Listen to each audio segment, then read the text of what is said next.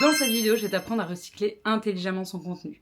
Parce que dans les vidéos précédentes, on a beaucoup vu comment trouver de l'inspiration, de la créativité, comment aller faire de la veille chez les autres créateurs. Mais pour moi, la veille, tu devrais commencer par la faire chez toi. Alors je sais que souvent les gens ont l'impression que s'ils ont déjà parlé d'un sujet, ils peuvent pas forcément reparler ou refaire une vidéo dessus parce que ça va embêter les gens, etc.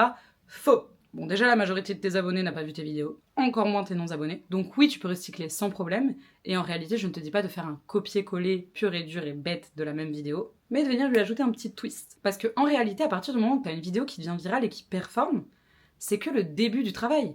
Parce que ça y est, ça veut dire que t'as touché du doigt quelque chose qui intéresse ton audience. Elle a été accrochée par le hook, par le sujet. En tout cas, il y a quelque chose qui s'est passé. Donc ne laisse pas ton contenu viral être un one-shot, mais optimise-le, rentabilise-le, puisque ça y est, t'as enfin trouvé ce qui marchait. Et vraiment, un contenu qui marche, tu peux le réutiliser à l'infini. Je vais te montrer quelques exemples très simples pour recycler son contenu intelligemment. Donc déjà, évidemment, tu peux adapter le format. Si t'as fait un réel, tu peux en faire par exemple un carrousel. Si tu veux rester en vidéo, tu peux changer le format de ta vidéo. Par exemple, tu as fait un tuto, tu peux faire un fast cam, tu peux faire du storytelling, tu peux faire de la comparaison. Par exemple, si ton tuto c'était comment ajouter des sons sur CapCut, tu peux le transformer en storytelling.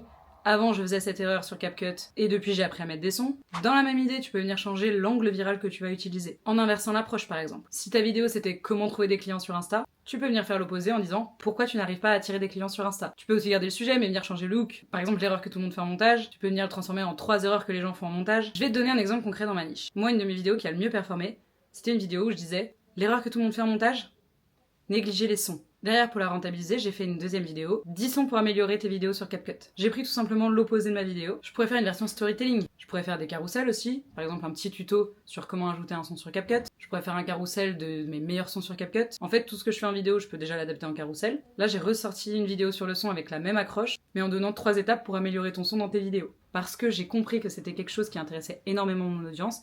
À chaque fois que je fais des vidéos sur le son, elles fonctionnent, elles performent. Donc l'objectif pour moi, c'est vraiment d'apporter de la valeur à mon audience. Et vraiment, ne te dis pas que recycler, c'est tricher ou c'est fainéant. Au contraire, c'est hyper intelligent, tu continues d'apporter de la valeur à ton audience sur des sujets qui l'intéressent, et toi, tu t'économises en termes de temps, de créativité et d'énergie. J'ai hâte de voir tes prochains contenus recyclés. Que la force créative soit avec toi. La bisoche!